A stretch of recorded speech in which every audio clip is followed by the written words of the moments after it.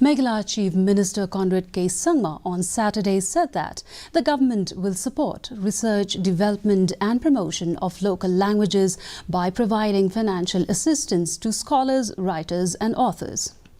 Addressing the Babu Hajam Kishore Singh Memorial Lecture here in Shillong today, the Chief Minister said the state government is coming up with a special program to support writing and research that aims to promote local language and culture of our people. He added that Meghalaya Legislative Assembly is starting an orientation program on language, wherein MLAs from Garo Hills will be given basic orientation on Khasi language, while MLAs from Khasi Jaintia Hills will be given orientation in Garo language. Fitting into my schedule, activity, social activity awareness of